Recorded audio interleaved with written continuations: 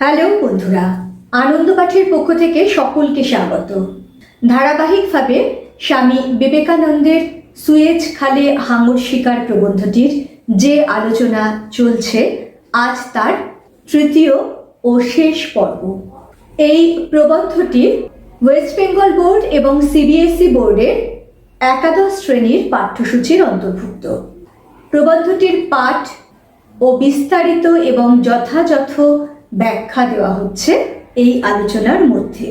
আগের দুটি পর্বে লেখকের জাহাজ সুয়েজ খালে প্রবেশ করা, সেখানে প্লেগ সংক্রমণের ভয় ছোঁয়াছুঁয়ি বাঁচিয়ে মাল ওঠানো নামানো এবং তার প্রথম হাঙর দর্শন ও দ্বিতীয় শ্রেণীর যাত্রীরা মিলে হাঙর শিকার পর্যন্ত আমরা পড়েছিলাম। এই শেষ পর্বে স্বামীজি লেখাটিকে একেবারে অন্য ধারায় নিয়ে গেছেন, যেখানে আমরা সুয়েজ খাল নির্মাণের ইতিহাস, তার স্থাপত্যকলা, ভারতবর্ষের সঙ্গে ইউরোপের বাণিজ্য এবং শ্রমজীবী মানুষের প্রতি স্বামীজির যে অসীম শ্রদ্ধা ও দরদ, তারই পরিচয় পাব এই অংশগুলিতে। সপ্তম অনুচ্ছেদ পর্যন্ত আমাদের পড়া হয়ে গেছে। আজকে অষ্টম অনুচ্ছেদ থেকে শুরু হবে, যেটি আছে তোমাদের বইয়ের 26 পাতার শেষের দিকে। এখানে বলে নিই, যারা এই চ্যানেলটি এখনো সাবস্ক্রাইব করনি, তোমরা যদি মনে করো যে এই ধরনের আলোচনায় তোমরা উপকৃত হচ্ছ এবং এমন আলোচনা আরো বেশি করে পেতে চাও, তাহলে অবশ্যই চ্যানেলটি সাবস্ক্রাইব করো, বন্ধুদের মধ্যে শেয়ার করো এবং আর কি কি তোমরা চাও সেটাও মন্তব্য করে জানিও।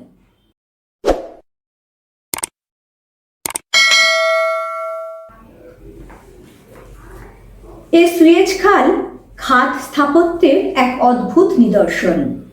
ফার্ডিনেন্ড লেসেপস নামক এক ফরাসি স্থপতি এই খাল খনন করেন। ভূমধ্য সাগর আর লোহিত সাগরের সংযোগ হয়ে ইউরোপ আর ভারতবর্ষের মধ্যে ব্যবসা বাণিজ্যের অত্যন্ত সুবিধা হয়েছে। মানব জাতির উন্নতির বর্তমান অবস্থার জন্য যতগুলি কারণ প্রাচীনকাল থেকে কাজ করছে, তার মধ্যে বোধহয় ভারতের বাণিজ্য সর্বপ্রধান। অনাদিকাল হতে উর্বরতায় আর বাণিজ্য শিল্পে ভারতের মতো দেশ কি আর আছে? দুনিয়ার যত সুতির কাপড়, তুলা, পাট, নীল, লাক্ষা, চাল, হিরে, মতি ইত্যাদির ব্যবহার 100 বছর আগে পর্যন্ত ছিল, তার সমস্তই ভারতবর্ষ হয়ে যেত। তাছাড়া উৎকৃষ্ট রেশমি, পশমিনা, কিংখাব ইত্যাদি এদেশের মতো কোথাও হয় না। আবার লবঙ্গ, এলাচ, মরিচ, জায়ফল, জয়িত্রী প্রভৃতি নানাবিধ মশলার স্থান এই ভারতবর্ষ। কাজেই অতি প্রাচীনকাল হতেই যে দেশ যখন সভ্য হতো, তখন ওই জিনিসের জন্য ভারতের উপর নির্ভর। এই বাণিজ্য দুটি প্রধান ধারায় চলত, একটি ডাঙাপথে আফগানি ইরানি দেশ হয়ে, আরেকটি জলপথে রেড সি হয়ে। সিকান্দার শাহ ইরান বিজয়ের পর নিয়ারকুস নামক সেনাপতিকে জলপথে সিন্ধু নদের মুখ হয়ে সমুদ্র পার হয়ে লোহিত সমুদ্র দিয়ে রাস্তা দেখতে পাঠান। বাবিল, ইরান, গ্রিস, রোম প্রভৃতি প্রাচীন দেশের ঐশ্বর্য যে কত পরিমাণে ভারতের বাণিজ্যের উপর নির্ভর করত, তা অনেকে জানে না। রোম ধ্বংসের পর মুসলমানি বাগদাদ ও ইতালীয় ভেনিস ও জেনোয়া ভারতীয় বাণিজ্যের প্রধান পাশ্চাত্য কেন্দ্র হয়েছিল। যখন তুর্কেরা রোম সাম্রাজ্য দখল করে ইতালীয়দের ভারত বাণিজ্যের রাস্তা বন্ধ করে দিলে, তখন জেনোয়া নিবাসী কলম্বাস আটলান্টিক পার হয়ে ভারতে আসবার নূতন রাস্তা বার করার চেষ্টা করেন। ফল আমেরিকা মহাদ্বীপের আবিষ্কার। আমেরিকায় পৌঁছেও কলম্বাসের ভ্রম যায়নি যে এ ভারতবর্ষ নয়। সেই জন্যে আমেরিকায় আদিম নিবাসীরা এখনো ইন্ডিয়ান নামে অভিহিত। বেদে সিন্ধু নদের সিন্ধু, ইন্দু দুই নামই পাওয়া যায়। ইরানিরা তাকে হিন্দু, গ্রিকরা ইন্ডুস করে তুললে, তাই থেকে ইন্ডিয়া, ইন্ডিয়ান। মুসলমানি ধর্মের অভ্যুদয় হিন্দু দাঁড়ালো কালা অর্থাৎ খারাপ, যেমন এখন নেটিভ। এই অনুচ্ছেদে লেখক সুয়েজ খালের বর্ণনা এসেছেন এবং একে খাত স্থাপত্যের এক অনন্য নিদর্শন বলছেন।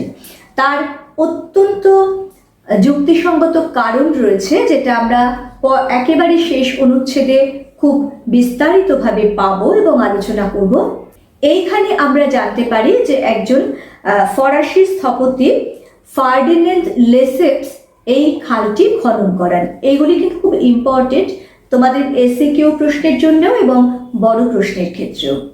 আবারও বলছি, যখন প্রশ্নোত্তর আলোচনা করব এই প্রবন্ধটি থেকে তখন এগুলি সবই আসবে, কিন্তু তোমাদের এই টেক্সটটাও খুব ভালো করে পড়ে এবং বুঝে নিতে হবে। সেই জন্যেই এই আলোচনাগুলি কিন্তু ভীষণ গুরুত্বপূর্ণ। আবার চলে আসছি আলোচনায়। এই যে সুয়েজ খাল, এই খালটি খনন করার ফলে ভূমধ্য সাগর আর লোহিত সাগরের মধ্যে সংযোগ স্থাপিত হলো। তার পরিণামে ইউরোপ ও ভারতবর্ষের মধ্যে ব্যবসা বাণিজ্যের পথ প্রশস্ত হলো। এই প্রসঙ্গে লেখক এসেছেন ভারতবর্ষের সঙ্গে প্রাচীনকালে ইউরোপ ও অন্যান্য দেশের অত্যন্ত উন্নত মানের বাণিজ্যিক পরিষেবার কথায়। মানব জাতির উন্নতির বর্তমান অবস্থার জন্য যতগুলি কারণ প্রাচীনকাল থেকে কাজ করছে তার মধ্যে বোধহয় ভারতের বাণিজ্য সর্বপ্রধান। ভীষণ ইম্পর্টেন্ট লাইন দেখো, ভারতবর্ষের সঙ্গে এই যে বিভিন্ন দেশের বাণিজ্যিক সম্পর্ক অতি সুপ্রাচীনকাল থেকে, তাকে শুধুমাত্র গুরুত্বপূর্ণ নয়, তাকে বলা হচ্ছে মানব জাতির উন্নতি সাধনের জন্য যে কটি কারণ খুব বড় হয়ে উঠেছিল তার মধ্যে একে অন্যতম বা সর্বপ্রধান বলা হচ্ছে। তার কারণ দেখো কত কি, মানে মানব জাতির প্রয়োজন এবং বিলাস ব্যাসন দুয়ের ক্ষেত্রেই যে জিনিসগুলি অপরিহার্য, সেই সুতির কাপড়, তুলা, পাট, নীল, লাক্ষা, চাল, হিরে, মতি ইত্যাদি, এছাড়াও উৎকৃষ্ট রেশমি, পশমিনা এবং নানান ধরনের মশলা, এই সব কিছুরই কিন্তু কেন্দ্রস্থল ছিল ভারতবর্ষ। তাই লেখকের সিদ্ধান্ত যে প্রাচীনকাল থেকেই যখনই কোনো দেশ সভ্য হয়েছে, কারণ একটা দেশ সভ্য হওয়া মানে তার আর্থসামাজিক পরিস্থিতিরও উন্নতি ঘটা এবং সেটা ঘটার সঙ্গে সঙ্গে জীবনযাত্রার মানেরও তো একটা বিরাট পরিবর্তন হয়। তাই সেই সভ্য হওয়ার সঙ্গে সঙ্গে যখন সে দেশের নাগরিকের জীবনযাত্রার মান উন্নত হয়েছে, তখন যে জিনিসগুলির চাহিদা সর্বপ্রথম হতো সেই জিনিসগুলি কিন্তু এই ভারতবর্ষ থেকে তারা আমদানি করত। ফলে ভারতবর্ষের সঙ্গে ইউরোপ ও অন্যান্য দেশের যে বাণিজ্যিক সম্পর্ক সেটা একটা সাংঘাতিক উচ্চ স্তরে পৌঁছে গেছিল। আর এই বাণিজ্য কিভাবে চলতো না, দুটি ধারায়। খুব স্বাভাবিক, তখন তো আর বিমান আবিষ্কৃত হয়নি, তাই আকাশপথে মাল দেওয়া নেওয়ার কোনো সুযোগ ছিল না। দুটি রাস্তা ছিল, একটি জলপথ, একটি স্থলপথ। স্থলপথটা কোথা দিয়েছিল? তা ছিল আফগানি ও ইরানি দেশ হয়ে। রোম ধ্বংসের পরে মুসলমানি বগদাদ ও ইতালীয় ভিনিস ও জেনোয়া ভারতীয় বাণিজ্যের প্রধান পাশ্চাত্য কেন্দ্র হয়ে উঠেছিল। এরপরে যখন তুর্কিরা রোম সাম্রাজ্য দখল করে, তখন ইতালীয়দের ভারতে বাণিজ্য বন্ধ করে দেওয়া হয়, রাস্তা আটকে। তখন নতুন যে ভারতবর্ষে আসার পথ খোঁজার প্রয়োজন পড়েছিল, সেই কারণে জেনোয়া নিবাসী কলম্বাস আটলান্টিক পার হয়ে ভারতবর্ষ আবিষ্কার করতে আসেন এবং ভুল করে তিনি অন্যদিকে চলে যান। আবিষ্কৃত হয় আমেরিকা মহাদেশ। এই তথ্যগুলি আমাদের সকলেরই কম বিস্তর জানা আছে, কিন্তু এখানে আমরা সেগুলি আবার খুব নির্দিষ্টভাবে জানতে পারছি। আমেরিকায় পৌঁছেও কলম্বাস ভেবেছিলেন যে সেটি ভারতবর্ষ, সেই কারণেই তাদের ইন্ডিয়ান বলে উল্লেখ করেছিলেন এবং আমেরিকার আদিম অধিবাসীরা কিন্তু এখনো ইন্ডিয়ান নামে, রেড ইন্ডিয়ান বলে আমরা যাদেরকে জানি এখনো, তারা কিন্তু এই কারণেই কিন্তু তাদের এই নামগুলো হয়েছিল। এছাড়া ভারতবর্ষের হিন্দুস্থান বা ইন্ডিয়া নামের উৎপত্তি সম্পর্কেও এখানে আলোকপাত করা হয়েছে। স্বামীজি বলছেন যে বেদে সিন্ধু নদের সিন্ধু ও ইন্দু দুই নাম পাওয়া যায়। ইরানিরা তাকে হিন্দু বলেছে এবং গ্রিকরা ইন্ডুস করে তুলল, কারণ প্রত্যেকটি দেশের নিজস্ব তো উচ্চারণ ভঙ্গি আছে, সেই উচ্চারণ ভঙ্গিতে কিন্তু একটু হলেও পাল্টে যায় কোনো কিছুর নাম। সেই কারণে সিন্ধু হয়ে উঠেছে হিন্দু এবং ইন্দু হয়ে উঠেছে ইন্ডুস। সেখান থেকেই ইন্ডিয়া বা ইন্ডিয়ান নামের উৎপত্তি। পরবর্তীকালে যখন মুসলমান ধর্মের অভ্যুদয় হয় এই দেশে, তখন হিন্দু শব্দের অর্থ দাঁড়ায় কালা অর্থাৎ খারাপ। ব্রিটিশ শাসনের সময় অর্থাৎ স্বামীজি যখন এই লেখাটি লিখছেন তখনও তো ভারতবর্ষ পরাধীন, ব্রিটিশ শাসনাধীন, তাই জন্য বলছেন এখন অর্থাৎ সেই সময় এই খারাপ অর্থে নেটিভ কথাটি ব্যবহার হতো, অর্থাৎ ভারতবাসী বা ইন্ডিয়ানদের নেটিভ বলে উল্লেখ করা হতো। অংশে আমরা বুঝতে পারি যে কি অসাধারণ পাণ্ডিত্য বা প্রজ্ঞা স্বামীজির মধ্যে ছিল এবং তার লেখায় কিভাবে তা ফিরে ফিরে আসতো সহজ এবং চলিত ভাষায় সর্বসাধারণের বোধগম্য হওয়ার জন্য। এদিকে পর্তুগিজরা ভারতের নূতন পথ আফ্রিকা বেড়ে আবিষ্কার করলে ভারতের লক্ষ্মী পর্তুগালের উপর সদয়া হলেন। পরে ফরাসি, ওলন্দাজ, দিনেমার, ইংরেজের ঘরে ভারতের বাণিজ্য, রাজস্ব সমস্তই। তাই ইংরেজ এখন সকলের উপরে বড় জাত। তবে এখন আমেরিকা প্রভৃতি দেশে ভারতের জিনিসপত্র অনেক স্থলে ভারত অপেক্ষাও উত্তম উৎপন্ন হচ্ছে, তাই ভারতের আর তত কদর নাই। একথা ইউরোপীয়রা স্বীকার করতে চায় না।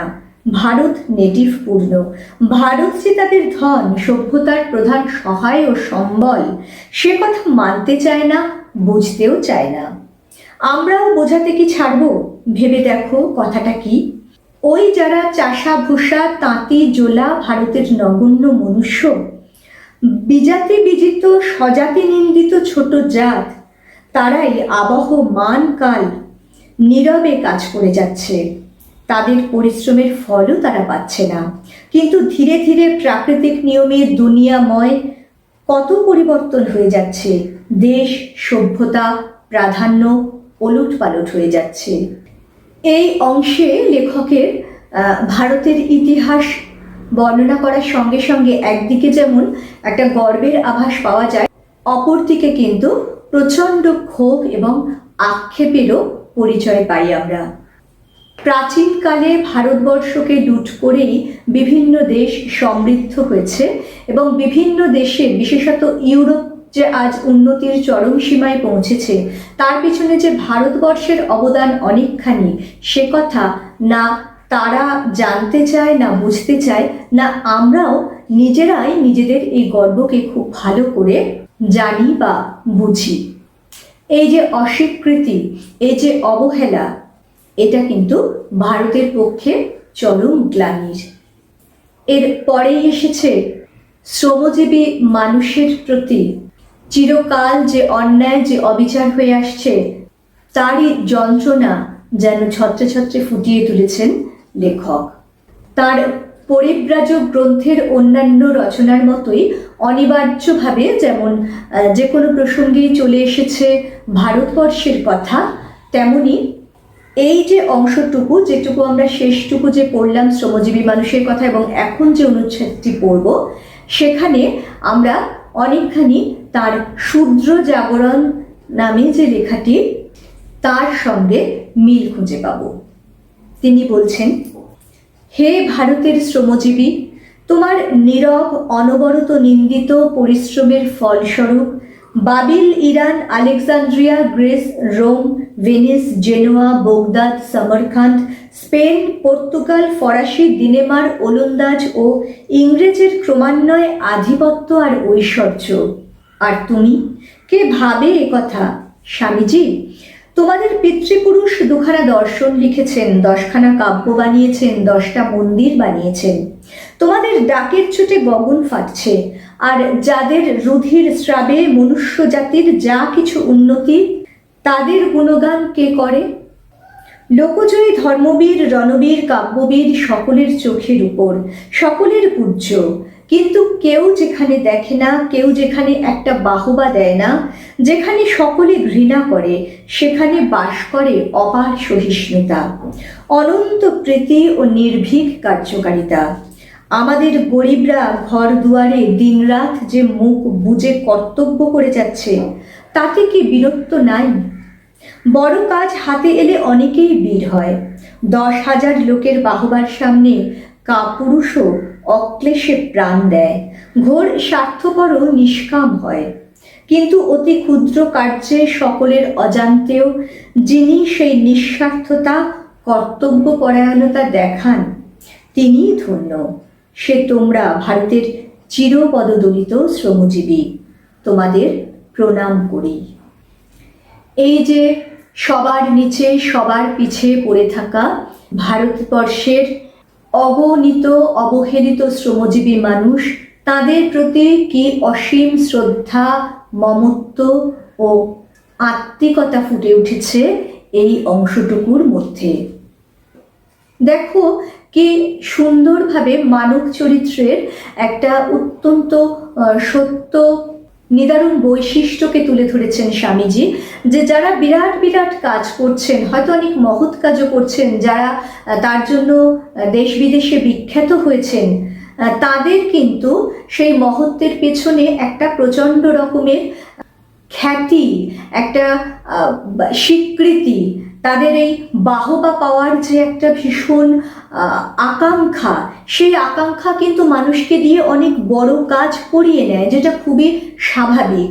কিন্তু যেখানে কোনো স্বীকৃতি নেই, শুধুই আছে অবহেলা, যেখানে কেউ কিছু জানছে না, কেউ কোনোদিন একটা প্রশংসাসূচক কথাও বলছে না, সবচেয়ে বড় কথা যারা নিজেরাও জানে না বা বোঝে না তারা কত বড় কাজ এই দুনিয়ার বুকে করে চলেছে মানব সভ্যতার উন্নতির জন্যে, তারা যে দিনের পর দিন ধরে ভয়ঙ্কর নির্যাতন, নিদারুণ অবহেলা সহ্য করে অসীম ধৈর্যের সঙ্গে তাদের কাজটুকু নিরন্তর নিরলসভাবে দিয়ে চলেছে, তার মাহাত্ম্য কিন্তু আর সব কিছুকে ম্লান করে দেয়।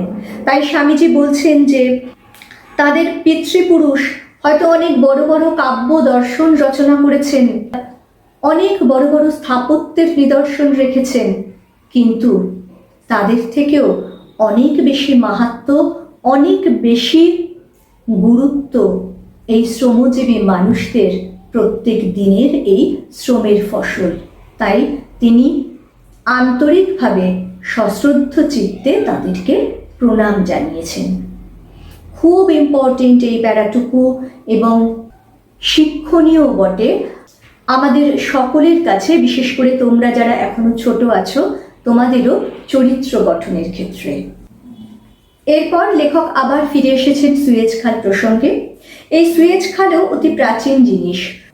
প্রাচীন মিশরের ফেরো বাদশাহের সময় কতগুলি লবণাম্বু জলা খাতের দ্বারা সংযুক্ত করে উভয় সমুদ্রস্পর্শী এক খাত তৈয়ার হয়, অর্থাৎ কয়েকটি লবণ গলা জলের খাত ছিল।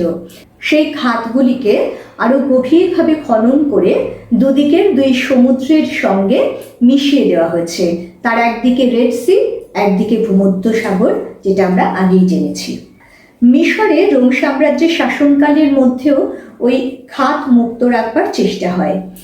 পরে মুসলমান সেনাপতি অমরু মিশর বিজয় করে ওই খাতের বালুকা উদ্ধার ও অঙ্গ প্রত্যঙ্গ বদলে এক প্রকার নূতন করে তোলেন।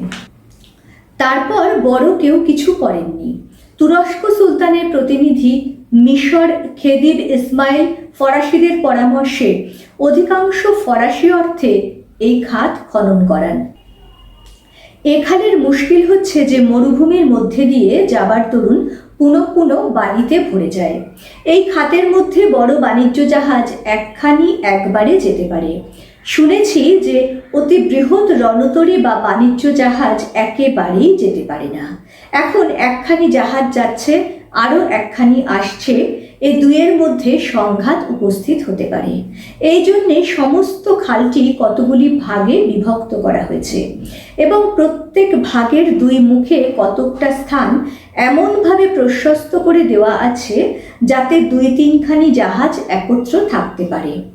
ভূমধ্য সাগর মুখে প্রধান অফিস, আর প্রত্যেক বিভাগেই রেল স্টেশনের মতো স্টেশন। সেই প্রধান অফিসে জাহাজটি খালে প্রবেশ করা মাত্রই ক্রমাগত তারে খবর যেতে থাকে। কখানি আসছে, কখানি যাচ্ছে এবং প্রতি মুহূর্তে তারা কে কোথায় তা খবর যাচ্ছে এবং একটি বড় নকশার উপর চিহ্নিত হচ্ছে। একখানির সামনে যদি আর একখানি আসে, এজন্য এক স্টেশনের হুকুম না পেলে আর এক স্টেশন পর্যন্ত জাহাজ যেতে পায় না। এই অংশের যে বর্ণনা দিয়েছেন তাতে বোঝা যায় যে দেখো, আজ থেকে 100 বছর কি 150 বছর পার হয়ে গেছে। অত বছর আগেও কি অসাধারণ বৈজ্ঞানিক ব্যবস্থা নেওয়া হয়েছিল এই সুয়েজ খালে জাহাজ চলাচলের ক্ষেত্রে। এই খালটিকে অনেকগুলি ভাগে বিভক্ত করা হয়েছে। প্রত্যেকটা খালের মুখ এতটাই প্রশস্ত করা হয়েছে যাতে কয়েকটি জাহাজ সেখানে অবস্থান করতে পারে, কারণ এই খাতের মধ্যে দিয়ে, অর্থাৎ সুয়েজ খালের যে মূল খাত তার মধ্যে দিয়ে বড় জাহাজ একবারে একটিই যেতে পারে, যাতে কখনোই দুটি জাহাজ মুখোমুখি এসে পড়ে একটা সংঘর্ষের পরিস্থিতি না সৃষ্টি হয়। সেই কারণে ভূমধ্যসাগরের মুখে প্রধান অফিস তৈরি করা হয়েছে। আর প্রত্যেকটা বিভাগের মুখেই রয়েছে রেল স্টেশনের মতো একটি করে স্টেশন, যেখানে জাহাজটি খালে প্রবেশ করা মাত্রই ওই প্রধান অফিসটি থেকে তারে প্রত্যেকটি স্টেশনে খবর চলে যায়। ফলে অন্য জাহাজগুলিকে দাঁড় করিয়ে দিয়ে ওই জাহাজটি আগে পার হয়ে যায়, তারপর অন্য জাহাজগুলি যাওয়ার ব্যবস্থা। খুবই সুসংহত এবং সুসংগঠিত এই ব্যবস্থাপনা, যে কারণে এই লেখায় আমরা আগে দেখেছি যে স্বামীজি বলেছেন, সমগ্র পৃথিবীতে মানব জাতির উন্নতির জন্য যে কটি জিনিস প্রাচীনকালে সহায়ক হয়ে উঠেছিল তার মধ্যে অন্যতম এই সুয়েজ খাল। সেটি যে কতখানি যুক্তিসঙ্গত তা আমরা এই অংশটুকুর মধ্যে দিয়ে খুব ভালো করে বুঝতে পারলাম। এই সুয়েজ খাল ফরাসিদের হাতে। যদিও খাল কোম্পানির অধিকাংশ শেয়ার এখন ইংরেজদের, তথাপি সমস্ত কার্য ফরাসিরা করে। এটি রাজনৈতিক মীমাংসা। একেবারে শেষে খুব ছোট্ট করে এক লাইনের মধ্যে এই সুয়েজ খাল নিয়ে যে রাজনৈতিক একটা চুক্তি বা মীমাংসা হয়েছে সেটুকু জানিয়ে দিলেন লেখক, যে যদিও এর অধিকাংশ শেয়ার ইংরেজদের হাতে, তথাপি এর সমস্ত রক্ষণাবেক্ষণ এবং ব্যবস্থাপনা ফরাসিদের হাতে রয়েছে। তাহলে বন্ধুরা, 3টি পর্বের মধ্যে দিয়ে যথেষ্ট বিস্তারিতভাবে এবং খুঁটিয়ে চেষ্টা করলাম তোমাদের এই প্রবন্ধটি বুঝিয়ে দেওয়ার। আশা করব আলোচনাটি শুনে এবং তারপরে টেক্সটটা একটুখানি পড়লেই তোমরা খুব ভালোভাবে প্রবন্ধটি বুঝে নিতে পারবে। পরবর্তীকালে এই প্রশ্নোত্তর নিয়ে আসবো। পরের দিন নতুন একটি পাঠ নিয়ে ফিরে আসবো খুব তাড়াতাড়ি। সঙ্গে সঙ্গে নোটিফিকেশন পেতে চাইলে সাবস্ক্রাইব করে বেল বাটনটি অন করতে ভুলো না। আজকের মতো টাটা।